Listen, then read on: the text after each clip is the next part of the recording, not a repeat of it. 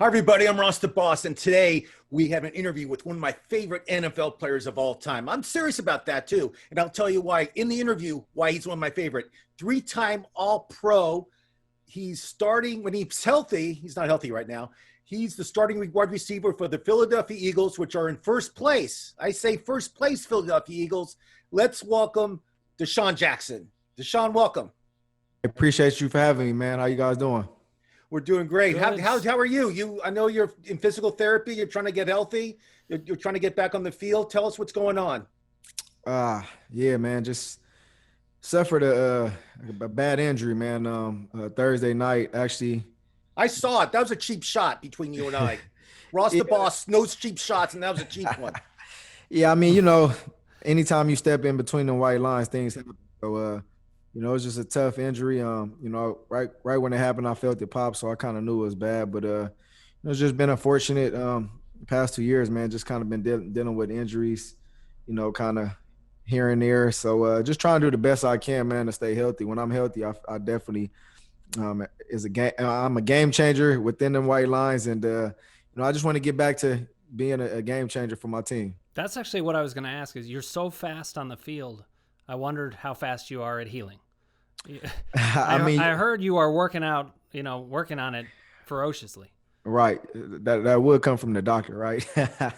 But, you got a great point, man. I think the older, you get, your body and the healing process slows down a little bit. It doesn't, rapid fire like it used to when you're younger. So, just trying to figure out that this point in my career, how to take care of the body and, certain things, it's freak of a nature. You play football and, some vicious hits and some vicious, your body goes through vicious things while you're playing professional sports. So, just doing everything I can, taking care of my body and just doing the best I can to put my best foot forward. Now, let me ask you a question. Recently, Russell Wilson mentioned he spends $1 million a year on his body because he wants to play till he's 45, which I don't know why you want to do that, but I guess he wants to do that. He has a beautiful wife. He has kids. Why do you want to play till you're 40? It's not my business. I don't care. Do it. Great. Right. What I'm saying is this, he has 2 chefs. He has a physical therapist and he has a trainer all on salary that he pays for. So he can train 363 days a year. He does not train Thanksgiving or Christmas, but he works out every day besides that. What's your thought on that? I think, early in my career, I really didn't, take emphasis on it as far as the ins and outs of what do you need to do to stay at that elite status. I think, that's something you have to learn throughout the process. And, it's something also you learn from older guys that's, played the game and has been in the NFL a lot longer than you. So, I think probably like my fourth or fifth year in the NFL, I actually, started understanding like, man, this is a physical sport. If you're not taking care of your body and, you won't have the longevity. So, I definitely think it's important to take care of your body. It's important to have a physical therapy. It's important to have a massage person. It's important to have a chef because, your body is only going, you're only going to get out of what you put into your body. So, I can't really speak for the number he spends, but I know it's definitely important to, take care of your body and spend whatever that number is that you're comfortable with on spending. So if you're in LA and I want to take you to Roscoe's Chicken and Waffles, you'll just order the salad. Is that correct? No, I'm different. See, I have a fast metabolism and I don't have problems gaining weight. So like the bigger guys, they have that issue. Me, I run a lot and, I'm more active. So, I'm just making sure. We going to Roscoe's Chicken and Waffles. I'm gonna order the number 7. I'm gonna probably have a sunrise. I'm gonna go crazy. I like the sunset. Yes, it's one of my favorite places. Sunset, sunrise is different, but I might ask for I have a problem with sugar. Like I love sugar, so it's a pet peeve for me. But I have to do it. I might ask for an extra waffle on the side. Okay, when you come in town, we'll go in there. For sure. That's great. So DeSean, can you take us through what when you're not ready to eat chicken and waffles and all that stuff? What are you doing in your regimen to get back on the field? Because I know you're itching to get out there. Yeah, it's a great question. Right now, man, I'm sleeping and breathing just treatments.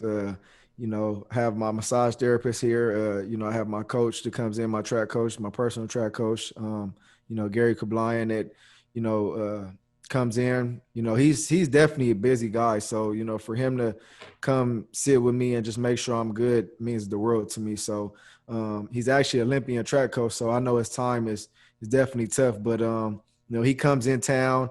And it's like, you know, night in and day out, man. I wake up, I go to sleep just on treatments. You know, I have a micro machine. It's like sends microwaves through your body or like whatever area you're hurting. So it kind of helps to speed up the process of, you know, the healing. So, man, I'm eating right, eating good, you know, and just exercising and just strengthening the muscles that I need to get back out on the field as soon as possible. One of the things I often think about is, does the player have the right mindset about it? And I can hear you've got that. You're 100%. you know, you're ready to go back, and you've been through the wars before, so you know. But I can see how that plays into things, and of course, this is my line of work. So you're good to go. You got a good diagnosis from me. No, I look at it as, you know, I'm kind of wired. I'm wired a little crazy because to play football, you have to be wired a little crazy. So you know, I take that, you know, in my daily life, and you know, I try to, you know, at any given time, man, I look at it this way. Like, you can work so hard at something that you want to be great at, but if you don't put the extra time in to spending, if that's watching film, if that's hitting some extra weights, if that's running an extra gasher, I mean, you're only be average. You get what I'm saying? So I look at it, putting that extra time in to get more out of, you know, if that's, you know, you want to make it to the Hall of Fame, if you want to be a Pro Bowl player, if you want to, whatever it is you want to get out of the game, you have to put the extra time in to reap the benefits. Ross, you know what this is reminding me of? In the Miracle at the Meadowlands, one of DeSean's very famous plays. I watched it again recently because I just had to see it. And you're going like this at the beginning. You're like, bring it on. Bring it on. Bring that shit. I think that's, you know, the attitude I'm hearing here, and that's how you've gotten where you've gotten, I'm sure. Yeah, the Miracle in Meadowlands, I'm not saying this because you're on. I told you this. It's that play was one of the greatest endings of any football game I've ever seen. And it's marked in my mind. I mean, it's something in my generation we'll never forget. I mean, what was going through your mind when you broke the last tackle and you scored the touchdown? Man, that was it's a special moment in my career, man, in my life, man. You know, I look at it as being a professional athlete. You know, you have, you know, so many moments that you know, you witness and you're in, like, physically in the moment in the game in that time. So, you know, the question's always been asked, man, what were you thinking? How do you feel?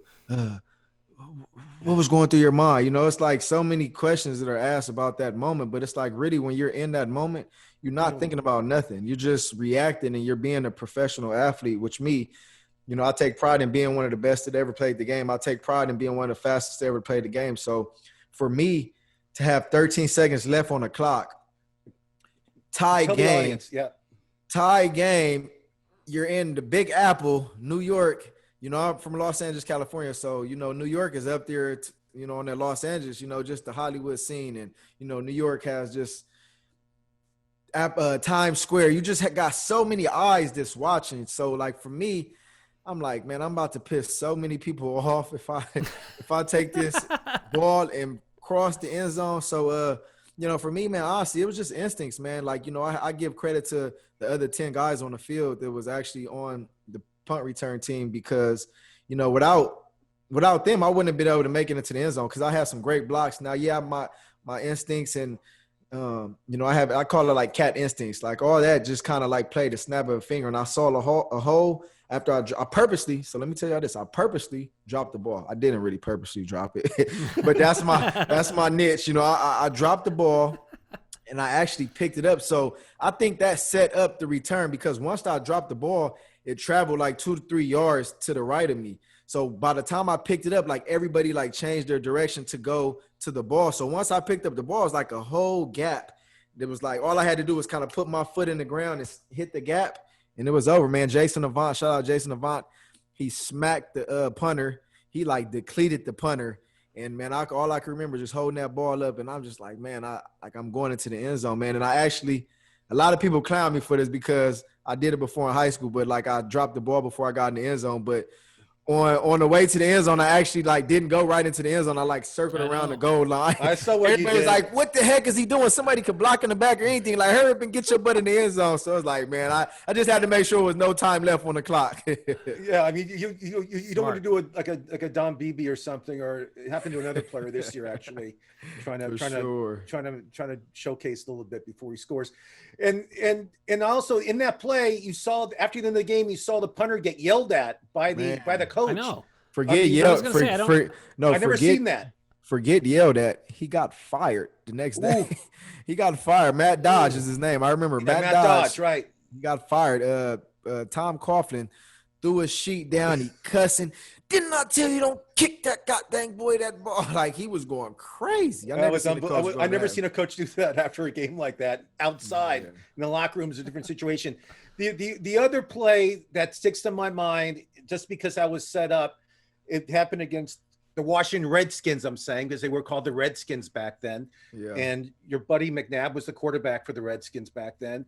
And you had some words for the safety Landry before the game, correct? You guys were jabbing at each other. Tell us. Actually, Ross, it was Michael Vick was the quarterback there. That's 2010. I remember that. But 2020. No. Vick was the quarterback for you guys. Yeah. He was. But wasn't McNabb the quarterback for the Redskins, right? In 2010, he might have been. You might be right. I think he was. Yeah, that's what I'm saying. I said your old buddy McNabb was with the Redskins. Yeah, I'm sure. Yeah, but Donovan's a great guy. So. Yeah, great guy. But it was a heat of a moment. Actually, before the game, we got done warming up, and Monday night, heat of the moment.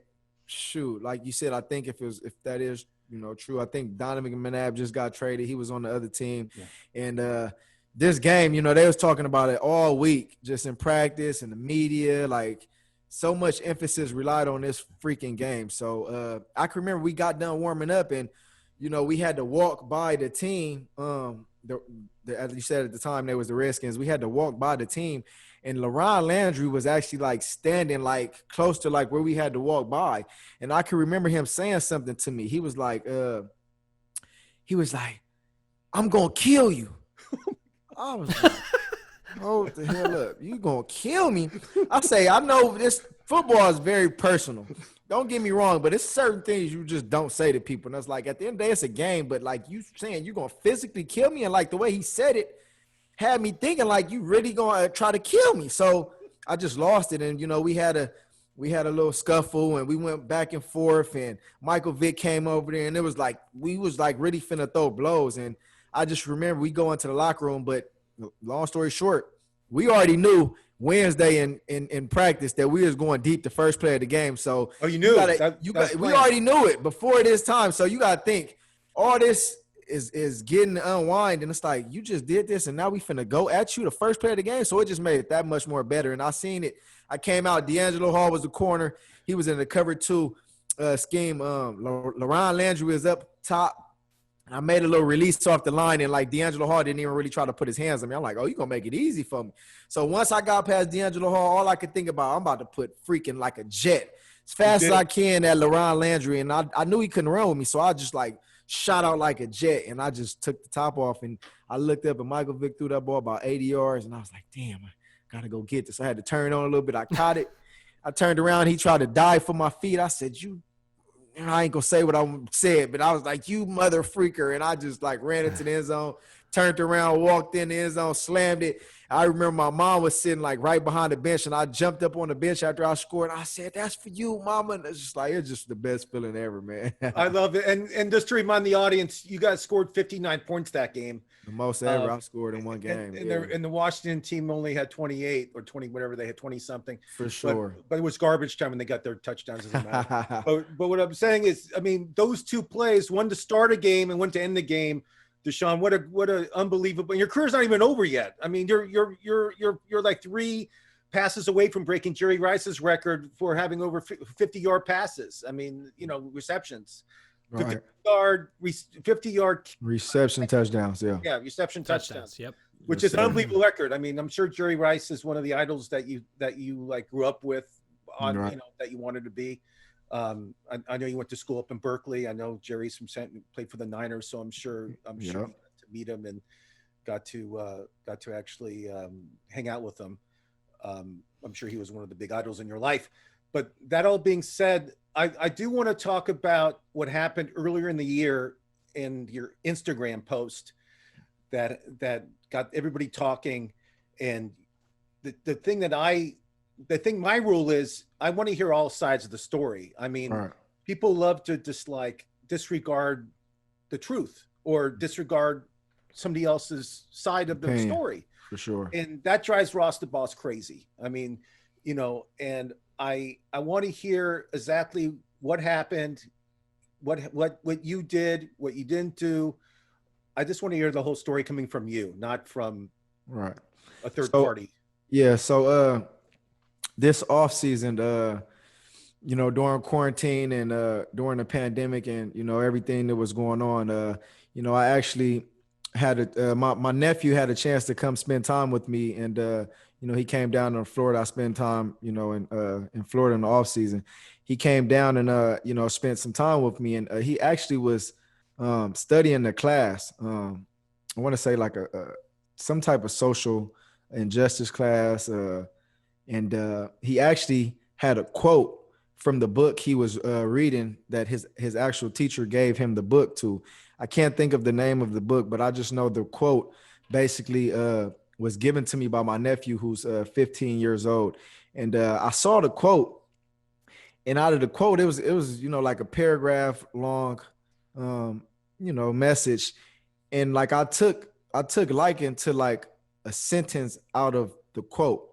And the quote basically was saying like if the slaves ever realized how powerful they could be if they came together, America will basically be rudely awakened by the power that they have if they came together. And for me at the time, you had a lot of police brutality going on. You had a lot of killings, with police and, with people of color. At that time, it kind of it sat with me different in my heart, because I feel like, we have the slogan, the Black Lives Matter. You have, everybody trying to push for a cause. But for me, it's bigger than the police brutality and the police killings that's going on in our communities, because we have a lot of crime within each other. We have a lot of crime within the Black community, where it's a Black on Black crime, which I'm sure there's a lot of crimes, in other communities as well too. So for me, out of the whole quote I saw that sentence, and I was like, man, let me post this on my Instagram. So I actually posted on my Instagram story.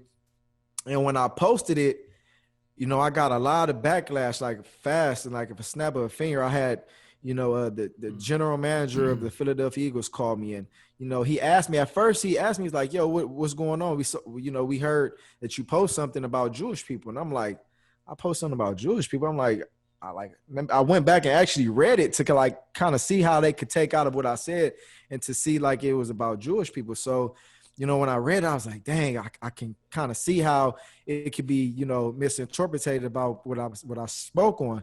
So, I was like, dang, all right, well, maybe I need to clear it up. So when I came back, I actually like zoomed in on the line that I, was basically speaking for. So I tried to clarify it and, make people understand that way. They didn't really understand it. By this point, oh, he's anti-Semitic. He's racist to Jewish people. He's posting quotes about Hitler. And I'm like, dang, like for me, it was hard because, my first person when I became a professional athlete, my agent was Jewish. My financial advisor was Jewish. So for people to say like, I hated Jewish people, it hurted me because, when I posted something like that, like I didn't understand to the T that everything that I posted inside that quote was basically attacking Jewish people. So for me, it was hard because, I never not once ever was racist towards any kind. Like I'm a person of love, and I'm a person that want to bring people together, So it was hard for me because I wasn't able to really speak and express what I meant by saying what I posted. And for me, like I never like physically said anything. Like, I just posted a quote from somebody else. So long story short, man, and I'll leave it open for you guys because I just want to clear it up. But the thing that I learned from posting this quote was you never post anything that has to do with Hitler. And I when I apologized, it was sincere because I understood Hitler was a bad person. Never, ever quote anything from Hitler because Hitler did a lot of malicious things, and that's cruel, period, point blank. So I just wanted people to understand I'm not a believer. I don't like him. I just seen what he said, and I tried to translate it over to how the black community could be if we came together. So, that's kind of where I'm at with that. And, I definitely had to learn a lot, and I actually read a lot, and I learned a lot about the Jewish community since all this has happened. Yeah, again, the media mixing things up. Guilty is charged without a trial. I mean, what you said to me was basically you were trying to educate people, not knowing where the quote came from. Yeah. I mean, for a person like yourself to quote Hitler, he didn't like Jewish people, but he hated African-American people. He hated black people. This guy was a huge racist. Jesse Owens went during the Olympics and beat the German sprinter in front of his face. And you know how many racial comments came out of his mouth after he did that? A lot. But you know what's interesting is the reason Hitler rose to power is because he would say things that sounded right. They sounded appealing. So he would say, and listen, Ross and I are both Jewish, so now your interviewers are Jewish. And, I think Hitler said, you were picking up on the slavery idea. The fact that if the slaves recognized their power, there would be a whole change. Exactly. And so the thing that jumps out at me is that a lot of times you can have completely good intentions. And you went out there with actually good intentions about this from what I'm hearing, and you sound very genuine about it. Yeah. And I mean, I've even been there on a much smaller scale. I think people mean well, and then I've had people get mad at me about things, and I'm like, what? I didn't mean anything by that. But to have it happen on that level, and meanwhile, Hitler is manipulating all of these like good quotes, because he was saying the Germans were enslaved by the Jews, actually, which was backwards. Exactly. And I mean, the other thing is, your boss is Jewish, DeSean. You know what I mean? I mean, the owner of the Eagles is Jewish. Your GM is Jewish. Yeah. I mean, like you said, your first agent is Jewish. I mean, all that being said, I mean, it just didn't make sense why all of a sudden you just came out with this anti-Semitic remark. You know what I mean? That's why I didn't believe it when it came out. I didn't believe a word of it. A lot of the media buried you. And I wasn't happy about it because I said, let the man explain what happened. And I know you apologized because you felt bad, but you never really explained your whole what happened. And you did today. And I think like the biggest thing I could really speak on for that time period, I mean, a lot of people are dealing with, it's no telling what a person could be dealing with when they're going through their issues. You have depression, you have, suicidal moments in people's lives where, they can be overwhelming. But me, I feel like I had a lot of support from the Jewish community as far as the people that really knew me. Now, it was a flip side, and I think that's with anything in life. You have people that's going to support you. You're going to have people that's never going to forgive you for it, and they're going to always hate you. But, it's a common ground. So I feel like from the Jewish people that really knew me, like for one, Michael Rubin is a great friend of mine. And since the day the quote came out and I had all the backlashes, he was the first one that was on my phone. Like, you're not a racist person. Like, I know you probably just posted something and you didn't really understand what you was posting. So like growing up, for people to understand, growing up in Los Angeles, California, it's a lot of Jewish people that are around us and we grow up around. But when we see them, to us, it's foreign because we're not able to learn their religion, their culture. Like, and I'm sure vice versa, when they see a black individual or African-American, like we don't learn each other's culture. So for me to grow up, I never was taught anything about Jewish people. You get what I'm saying? So like, I think that's where the world needs to go to. Like when you're younger, we need to all learn about each other's cultures, because if I knew about Jewish cultures, I probably wouldn't even have posted what I posted, just because I would have known like that's a sensitive topic. Like, no, don't touch on that. You get what I'm saying? So for me, it was tough because I never was able to speak on it. And I just kind of had to go silent. Like, no, don't say nothing. Don't take no interviews. And for me, it was tough because everybody was stabbing me, attacking me. And it's like, man, I can't even. Basically, they was like, no, you might be in a situation where they'll ask you questions that you're not familiar with. I'm like, well, at the end of the day, I'm going to be genuinely speaking on how I felt. And at the end of the day, I appreciate you guys for letting me come on and give y'all the real, what happened. Oh, we're honored that you came on and told us this, and we're glad to be clearing that up. And DeSean, also, You'll be invited. You and Byron, your brother, will both be invited to my house for Passover in April. We'll show you the story of how the Jews escaped slavery from Egypt and how they founded Israel. You'll be involved. You'll be telling that story at my table. Are you excited about that? Yes or no? For sure, man. I'm always willing to learn, man. I think that's the biggest thing about me, man. I'm willing to learn. And then on the flip side, I could bring you down to Crenshaw and Slauson. I could tell you some things that goes on in our neighborhood too. Just so you know, I grew up in LA. Also, I played sports. I hung out at Roscoe's on Gower when I was in high school. Yeah. I used to go to Big T Burgers on Pico. I was all over the place when I was a kid. You think you have West street LA cred? Kid. Exactly. You have street cred. DeSean, I actually taught in Compton for 2 years. I got more street cred than you. Yeah, Ross. That's tough. Yeah, Compton's tough. It's a tough place. And you know what? I found a similar thing. I really resonated with what you said because I went to a high school that was 50% African American, and I still didn't know them. I still did not know that community, just like you were saying. We've got to take the time to learn each other's races. I've learned so much over the years. Okay, DeSean, tell us about your new show. We're excited. I'm sure you're excited. Everyone's excited about your new podcast, your new YouTube show. It's going to be great. Tell us about it. So actually, man, I kind of been sitting back the past probably 3-4 months, man, and just figuring out this is year 13 in the NFL. Man, one of these years is you're gonna come up and you might be at the point where football might not be it for you anymore. You get what I'm saying? So I'm not saying that's right now today because I feel like I still have a lot of football left in me. But I was just thinking about things that I can do that that could kind of keep me busy. Keep me doing something that I love to do. And my brother Byron been having a camera on me my whole life. We have a documentary, the making of a father's dream, that our dad implemented so many different principles and just desire to really go out and whatever it is you want to be in life that it could be possible. So for me, I'm sitting back, I'm like, I think it would be great if I could have a podcast, start my own podcast show, and really just bring people on, man, and just be open, man, and just talk about life, talk about the success, talk about people's falls, talk about the reality of real things that's going out there in the world. Because I feel like nowadays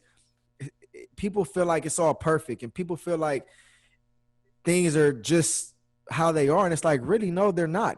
Everybody has a story. Everybody has a reason, their why, that they was able to, like me. I have a reason why I'm sitting in front of you guys today. You get what I'm saying? But not enough people know my why. Not enough people know how I made it. Not enough people know who pushed me, who motivated me. You get what I'm saying? So like with me, I want to be able to have these talks, with different people in, society, people that are somebody, people that might not be anybody yet that are trying to get there. You get what I'm saying? I just want to give people a platform to be able to come on my show and just have some real conversations, man, to open up. And, I might get a conversation out of somebody that we all been knowing for 100 years that probably ain't never even said what they want to say on my show. So hopefully I can get some stuff out that people going to be interested about coming on and talking about, man. And we're excited. I mean, you gave us a little tease of some of the people you want on, like the Michael Rubins, the Denzel Washingtons, the Jock Petersons, Anthony Davis of the Lakers. I mean, you have a great guest list, and I'm excited to listen to you talk to these people. It's going to be great, epic. It's going to be interesting. And I got some. If I could kind of see through this camera, you got some jewelry on your neck, so I got to keep up with you, man. I know you always. I got boss right here. Yeah. Yeah, I got to keep up with you. See, I got this little chain on today, but I ain't want to go too crazy. But I'm gonna bring some stuff out. I'm staying under the radar today, though. You gotta show some attitude when you're doing interviews. You gotta show. I got the hair done. You see the hair? I know. I gotta. I'm gonna grow my hair long. I mean, I'm excited. And then you told us you might be back before the playoffs to play. Yeah, hopefully, I'm back before the playoffs, man. I know that initially they said 6 to 8 weeks, but Dallas Goddard, one of our tight ends, actually had the same injury. He came back in 5 weeks. So. I saw that he played last week. Yeah, he's actually in my fantasy team. He's a beast. Right now. Yeah, he's a beast.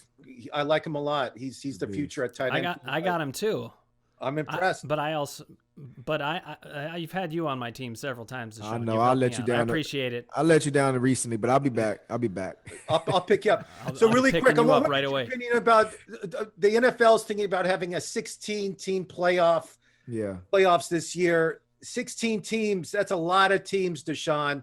for sure. It's eight AFC, 8 NFC. What's your opinion about that? I feel it's the whole money thing. I think they're doing it to be greedy. They want to make more money, more teams, more playoff games. What's your opinion? Man, I'm kind of in between, man, honestly, because I'm so traditional. Like, I'm so old school, man. I'm used to, the wild cards, like the Green Bay Packers getting in at 9-7 and winning a Super Bowl. I'm used to, the 6-team, or what was it, 8-team format before? What was it, 8 teams? It was 10 when I was growing up, and then 10? it expanded to 12, I think. It was 12. It was 10. It was 12. All right, so yeah, the most recent I think was probably the 12. So I'm used to that format, but I mean, at the end of the day, man, it's competition. I feel like it's a competitive sport, man, and I think the NFL is always trying to find ways to continue to keep giving people entertainment, man. I think that's what it all comes down to, is the entertainment part of it. So, I mean, shit, let your best man win. That's how I look at it. Whoever's gonna be the winner is gonna be the winner, but it's going to be different, man. I think it's definitely going to be different. Going to be a lot more games that first wild card weekend. So, the teams that have always been on the bubble, they're probably happy that this is happening now, because now they got a shot. Yeah, teams that's how I look at it. Yeah, teams like the team Rams. Like who? The Rams. The Rams. Well, and my team is the Browns, and we're always going to be third in the division at best, because we got such a tough division. Y'all started off hot this year, man. It kind of fell off a little bit, but y'all started off hot. It's like 3-1. It's better than anything we've seen in years. So, DeSean, before we let you go, Sunday you're hurt. Do you go to the stadium, or you just stay home? Yeah, but right now that I'm on a fractured ankle, it's kind of best to sit at home and stay with my foot kicked up under the ice machine. So once it gets a little better, though, probably within like a week or two, I'll probably start going to the games, because I try to always support my guys. But and you watch Red Zone, or do you flip the channels around? Yeah, I kind of go back and forth a little bit. I'm an NFL, like I live and die with NFL, so like I'm watching every game, watching every team. I love the competitive nature, bro. I live for this shit, man. So I'm glued in on Sundays, Thursdays, and Mondays. Oh, we'll see what happens. So, DeSean, thank you. Great interview. I will see you soon. Stay healthy, my friend, and hoping big things later in the season. For sure, man. Appreciate y'all having me, man. DeSean Jackson, everybody. Ross the Boss. Appreciate you, bro.